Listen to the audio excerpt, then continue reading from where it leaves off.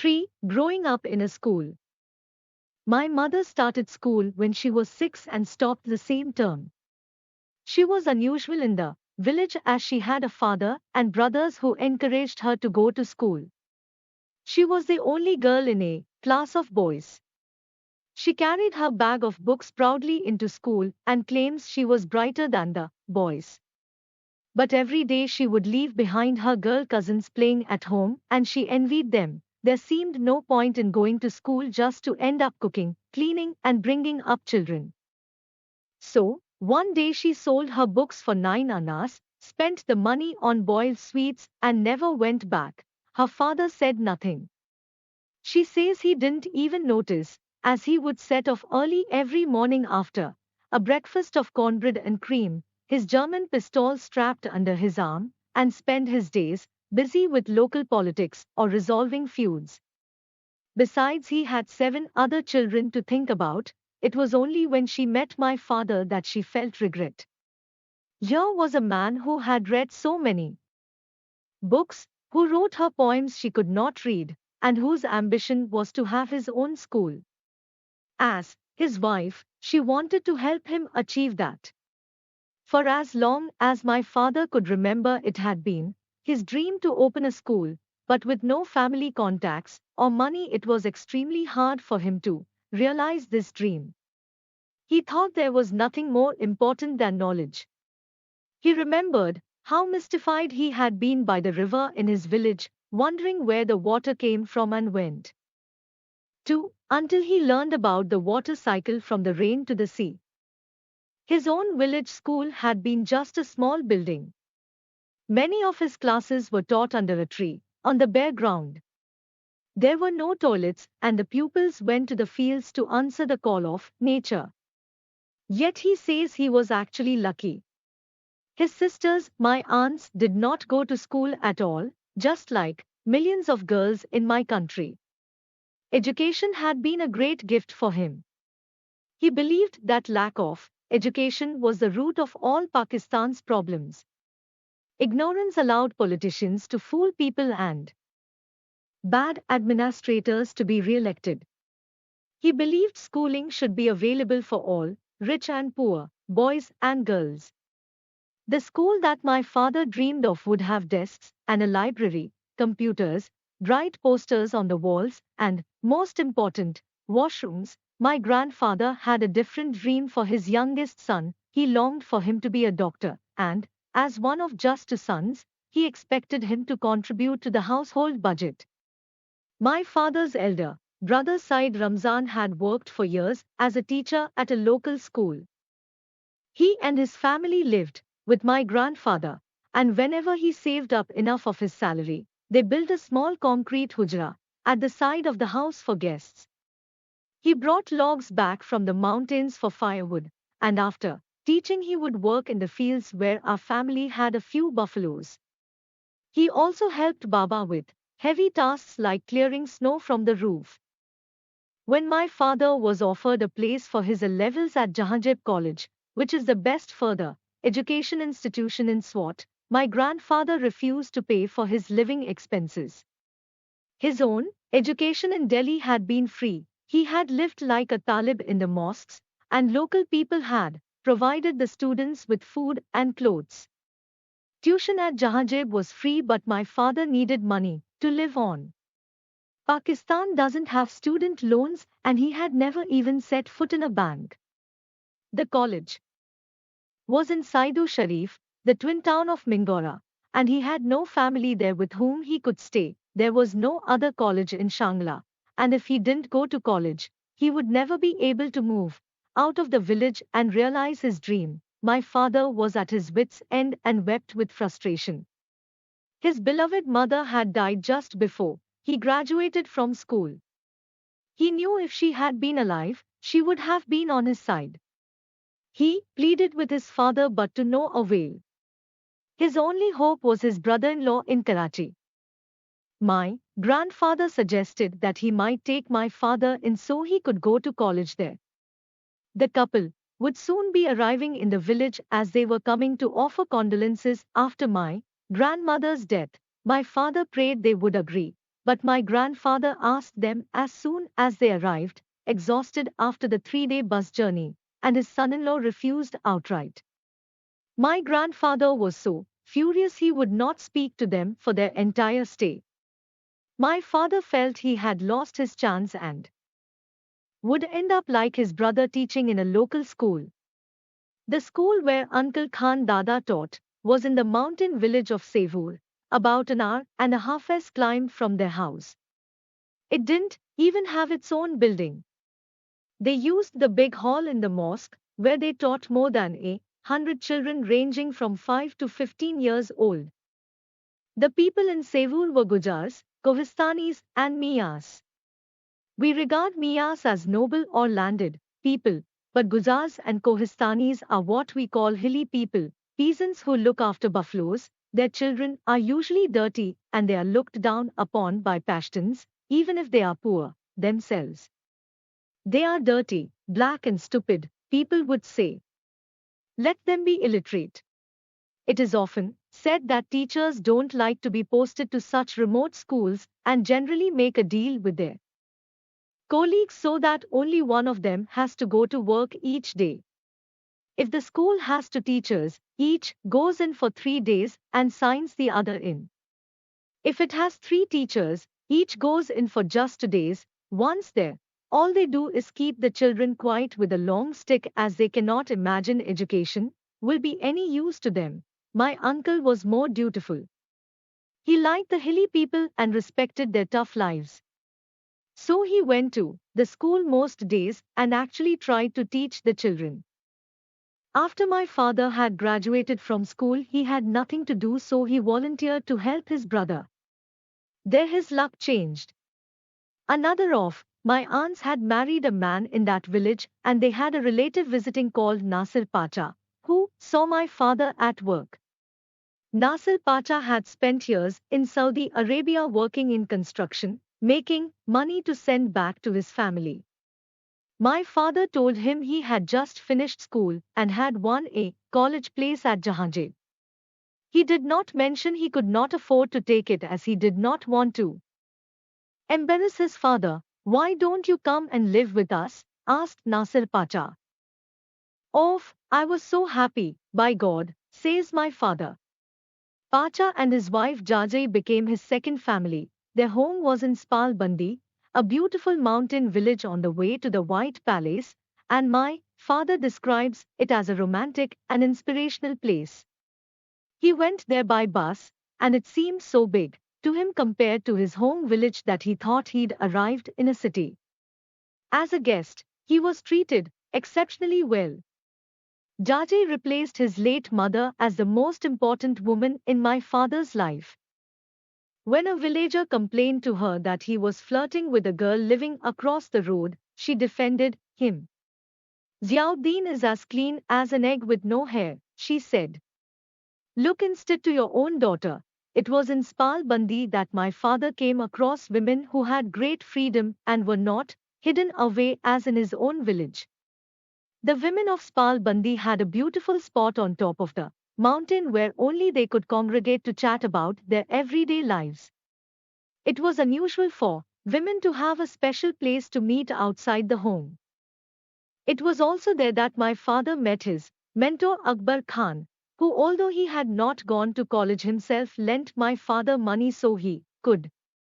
Like my mother, Akbar Khan may not have had much of a formal education, but he had another kind of wisdom. My father often spoke of the kindness of Akbar Khan and Nasir Pacha to illustrate that if you help someone in need, you might also receive unexpected aid. My father arrived at college at an important moment in Pakistan's history. That summer, while he was walking in the mountains, our dictator General Zia was killed in a mysterious plane crash, which many people said was caused by a bomb hidden in a crate of mangoes. During my father's first term at college, national elections were held, which were won by Benazir Bhutto, daughter of the Prime Minister, who had been executed when my father was a boy. Benazir was our first female Prime Minister and the first in the Islamic world. Suddenly there was a lot of optimism about the future, student organizations which had been banned under Zia became very active. My father quickly got involved in student politics and became known as a talented speaker and debater. He was made General Secretary of the Pakhtun Students Federation, PSF, which wanted equal rights for Pashtuns. The most important jobs in the army, bureaucracy, and government are all taken by Punjabis because they come from the biggest and most powerful province. The other main student organization was Islami Jamaati Talba, the student wing of the religious party Jamaati Islami, which was powerful in many universities in Pakistan.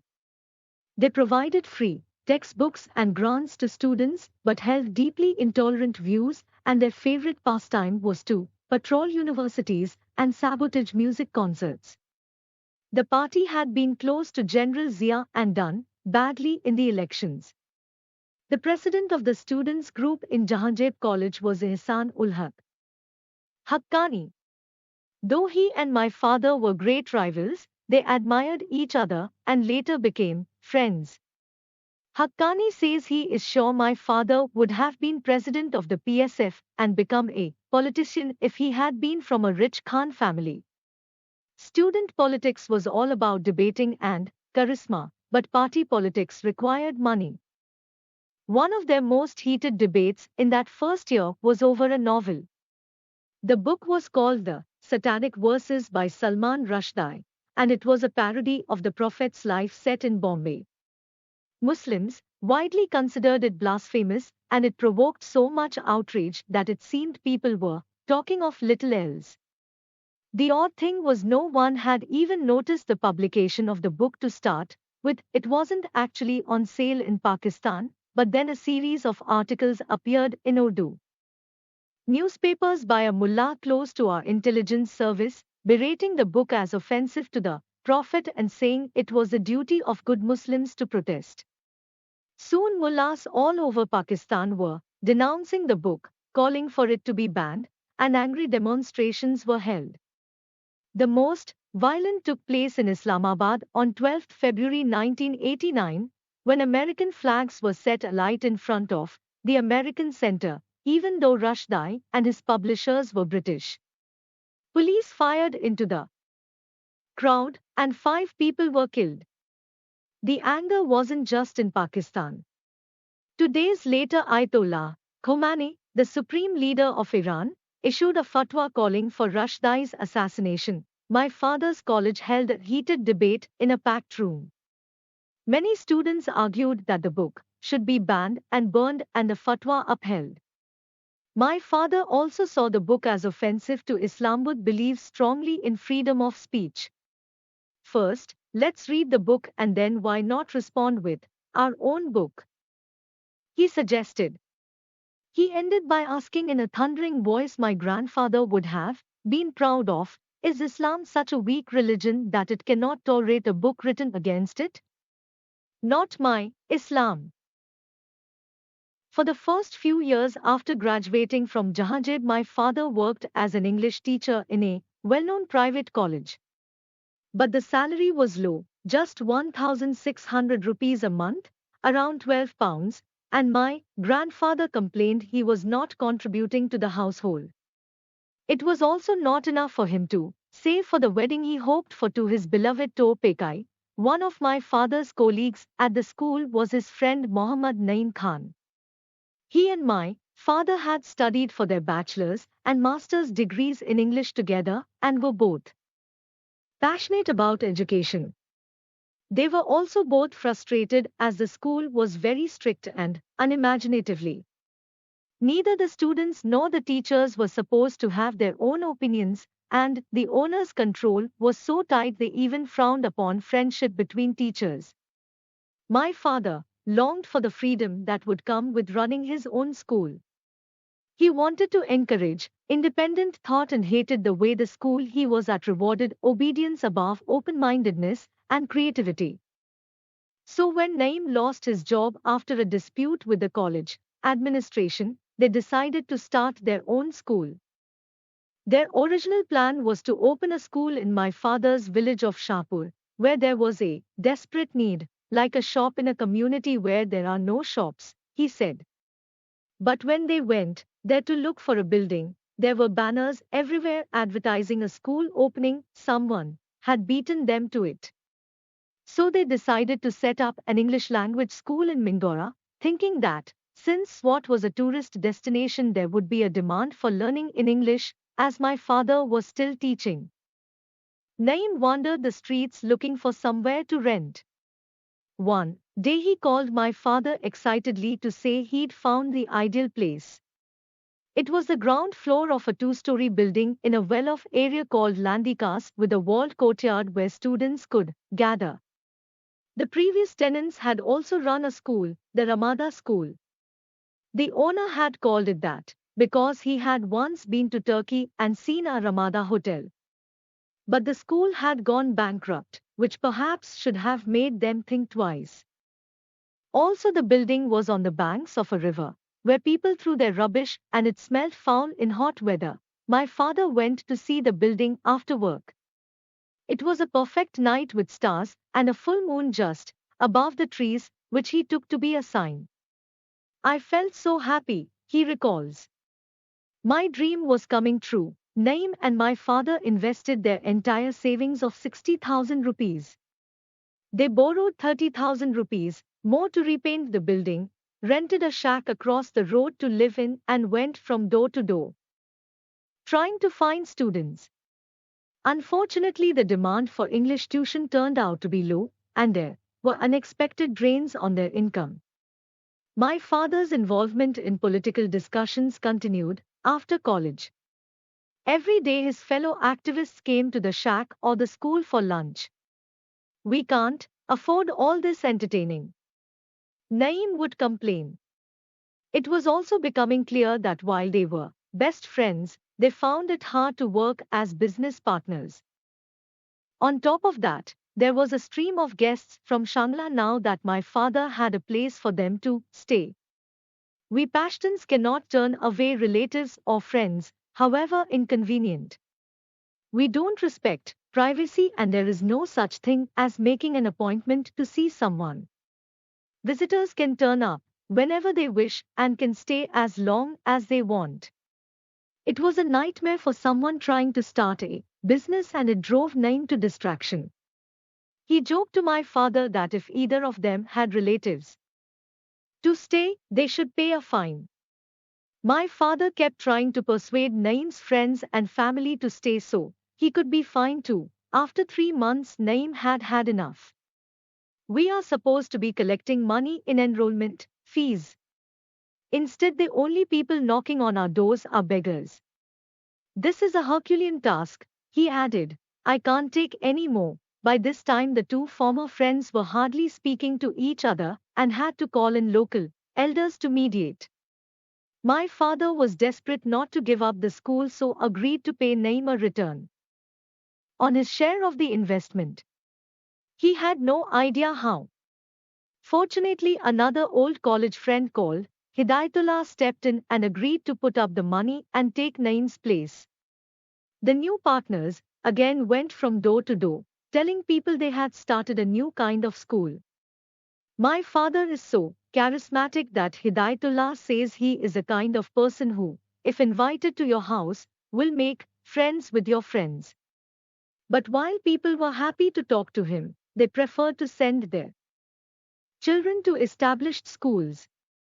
They named it the Khushal School after one of my father's great heroes, Khushal Khan Khattak, the warrior poet from Kora just south of Swat, who tried to unify all Pashtun tribes against the Mughals in the 17th century. Near the entrance they painted a motto, "We are committed to build for you the call of the new era." My father also designed a shield with a famous quote from Khattak in Pashto, "I girt my sword in the name of Afghan honor." My father wanted us to be inspired by our great hero, but in a manner fit for our times, with pens, not swords. Just as Khattak had wanted the Pashtuns to unite against a foreign enemy, so we needed to unite against ignorance. Unfortunately, not many people were convinced. When the school opened, they had just 3 students. Even so, my father insisted on starting the day in style by singing the national anthem. Then, his nephew Aziz, who had come to help, raised the Pakistan flag. With so few students, they had little money to equip the school and soon ran out of credit. Neither man could get any money from their families, and Hidayatullah was not pleased to discover that my father was still in debt to lots of people from college, so they were always receiving letters demanding money. There was wars in store when my father went to register the school. After being made to wait for hours, he was finally ushered into the office of a superintendent of schools, who sat behind towering piles of files surrounded by hangers on drinking tea. "What kind of school is this?" asked the official, laughing at his application. "How many teachers do you have?" "Three." "Your teachers are not trained. Everyone thinks they can open a school just like that." The other people in the office laughed along, ridiculing him. My father was angry. It was clear the superintendent wanted money.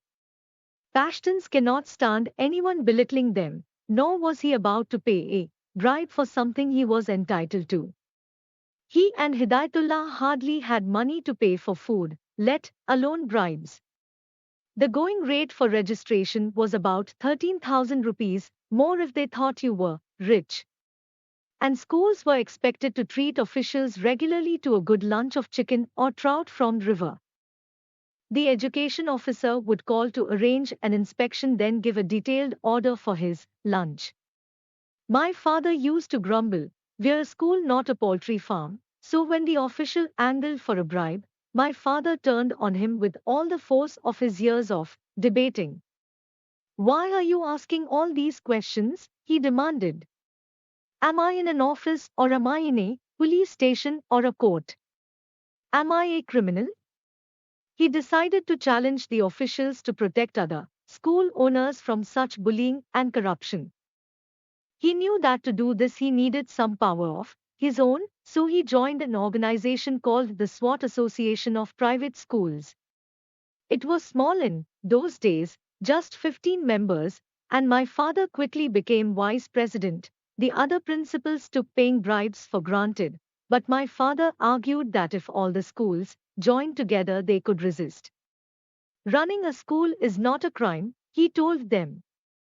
"Why should you be paying bribes? You are not running brothels, you are educating children. Government officials are not your bosses," he reminded them. "They are your servants. They are taking salaries and have to serve you. You are the ones educating their children." He soon became president of the organization and expanded it until it included 400 principals. Suddenly, the school owners were in a position of power. But my father has always been a romantic, rather than a businessman, and in the meantime, he and Hidayatullah were in such desperate straits that they ran out of credit with the local shopkeeper and could not even buy tea or sugar. To try and boost their income, they ran a tuck shop at school, going off in the mornings and buying snacks to sell to the children. My father would buy match and stay up late at night making and bagging popcorn. I would get very depressed and sometimes collapse seeing the problems all around us, said Hidayatullah. But when Ziauddin is in a crisis, he becomes strong and his spirits high. My father insisted that they needed to think big. One day, Hidayatullah came back from trying to enroll pupils to find my father sitting in the office talking about advertising with the local head of Pakistan TV. As soon as the man had gone, Hidayatullah burst into laughter. "Ziauddin, we don't even have a TV," he pointed out. "If we advertise, we won't be able to watch it." But my father is an optimistic man and never deterred by practicalities. One day, my father told Hidayatullah he was going back to his village for a few days. He was actually getting married, but he didn't tell any of his friends in Mingora as he could not afford to entertain them. Our weddings go on for several days of feasting. In fact, as my mother often reminds my father, he was not present for the actual ceremony. He was only there for the last day, when family members held a Quran and a shawl over their heads and held a mirror for them to look into. For many couples in arranged marriages, this is the first time they see each other's faces. A small boy was brought to sit on their laps to encourage the birth of a son. It is our tradition for the bride to receive furniture or perhaps a fridge from her family and some gold from the groom's family. My grandfather would not buy enough gold, so my father had to borrow more money to buy bangles. After the wedding, my mother moved in with my grandfather and my uncle. My father returned to the village every 2 or 3 weeks to see her. The plan was to get his school going, then, once it was successful, send for his wife. But Baba kept complaining about the drain on his income and made my mother's life miserable. She had a little money of her own, so they used it to hire a van and she moved to Mingora. They had no idea how they would manage. We just knew my father didn't want us there, said my father. At that time I was unhappy with my family, but later I was grateful as it made me more independent. He had, however, neglected to tell his partner. Hidayatullah was horrified when my father returned to Mingora with a wife. We're not in a position to support a family, he told my father. Where will she live? It's okay, replied my father. She will cook and wash for us. My mother was excited to be in Mingora. To her, it was a modern town. When she and her friends had discussed their dreams as young girls by the river, most had just said they wanted to marry and have children and cook for their husbands. When it was my mother's turn, she said, I want to live in the city and be able to send out for kebabs and naan instead of cooking it myself. However, life wasn't quite what she expected. The shack had just 2 rooms, one where Hidayatullah and my father slept and one which was a small office. There was no kitchen, no plumbing. When my mother arrived, Hidayatullah had to move into the office and sleep on a hard wooden chair. My father consulted my mother on everything. Pekai, help me resolve my confusion on this, he would say. She even helped whitewash the school walls, holding up the lanterns so they could paint when the light went off in power cuts. Ziauddin was a family man, and they were unusually close, said Hidayatullah. While most of us can't live with our wives, he couldn't be without his. Within a few months, my mother was expecting their first child, born in 1995, was a girl and stillborn. I think there was some problem with hygiene in that muddy place, says my father. I assumed women could give birth without going to hospital, as my mother and my sisters had in the village. My mother gave birth to 10 children in this way. The school continued to lose money. Months would pass and they could not pay the teachers' wages or the school rent. The goldsmith kept coming and demanding his money for my mother's wedding bangles. My father would make him good tea and offer him biscuits in the hope that would keep him satisfied. Hidayatullah laughed. You think he will be happy with tea? He wants his money. The situation became so dire that my father was forced to sell the gold bangles. In our culture, wedding jewelry is a bond between the couple. Often women sell their jewelry to help set up their husbands in business or to pay their fares to go abroad. My mother had already offered her bangles to pay for my father's nephew to go to college, which my father had rashly promised to fund. Fortunately, my father's cousin Jahan Sher Khan had stepped in, and she did not realize the bangles were only partly paid for. She was then furious when she learned that my father did not get a good price for them. Just when it seemed matters could not get worse, the area was hit by flash floods. There was a day when it did not stop raining, and in the late afternoon there was a warning of flooding. Everyone had to leave the district. My mother was away and Hidayatullah needed my father to help him move everything up to the first floor, safe from the fast-rising waters, but he couldn't find him anywhere. He went outside, shouting Ziauddin, Ziauddin. The search almost cost Hidayatullah his life. The narrow street outside the school was totally flooded and he was soon up to his neck in water. There were live, electric cables hanging loose and swaying in the wind. He watched paralyzed with fear as they almost touched the water. Had they done so, he would have been electrocuted. When he finally found my father, he learned that he had heard a woman crying that her husband was trapped in their house and he had rushed in to save him. Then he helped them save their fridge. Hidayatullah was furious. You saved this woman's husband but not your own house, he said. Was it because of the cry of a woman? When the waters receded, they found their home and school destroyed, their furniture, carpets, books, clothes and the audio system entirely caked in thick foul-smelling mud. They had nowhere to sleep and no clean clothes to change into. Luckily, a neighbor called Mr. Amanuddin took them in for the night. It took them a week to clear the debris. They were both away when, 10 days later, there was a second flood and the building again filled with mud. Shortly afterwards they had a visit from an official of WAPDA, the water and power company, who claimed their meter was rigged and demanded a bribe. When my father refused, a bill arrived with a large fine. There was no way they could pay this, so my father asked one of his political friends to use his influence.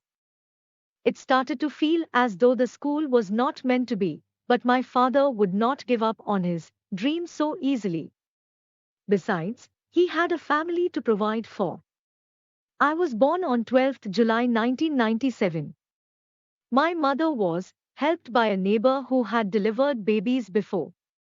My father was in the school waiting and, when he heard the news, he came running. My mother was worried about telling him he had a daughter, not a son, but he says he looked into my eyes and was delighted. Malala was a lucky girl, says Hidayatullah. When she was born, our luck changed, but not immediately. On Pakistan's 50th anniversary on 14th August 1997, there were parades and commemorations throughout the country. However, my father and his friends said there was nothing to celebrate as SWAT had only suffered since it had merged with Pakistan. They wore black armbands to protest, saying the celebrations were for nothing, and were arrested. They had to pay a fine they could not afford. A few months after I was born, the 3 rooms above the school became vacant and we all moved in. The walls were concrete and there was running water, so it was an improvement on our muddy shack. But we were still very cramped as we were sharing it with Hidayatullah, and we almost alwaishad guests. That first school was a mixed primary school and very small. By the time I was born, it had 5 or 6 teachers and around 100 pupils paying 100 rupees a month. My father was teacher, accountant and principal. He also swept the floors, whitewashed the walls and cleaned the bathrooms. He used to climb up electricity poles to hang banners advertising the school. Even Thoge was so afraid of heights that when he got to the top of the ladder his feet shook. If the water pump stopped working, he would go down the well to repair it himself. When I saw him disappear down there, I would cry, thinking he wouldn't come back. After paying the rent and salaries, there was little money left for food. We drank green tea as we could not afford milk for regular tea. But after a while its school started to break even and my father began to plan a second school, which he wanted to call Malala Education Academy. I had the run of the school as my playground. My father tells me even before I could talk I would toddle into classes and talk as if I was a teacher. Some of the female staff like Miss Ulfat would pick me up and put me on their lap as if I was their pet, or even take me home with them for a while. When I was 3 or 4, I was placed in classes for much older children. I used to sit in wonder, listening to everything they were being taught. Sometimes I would mimic the teachers.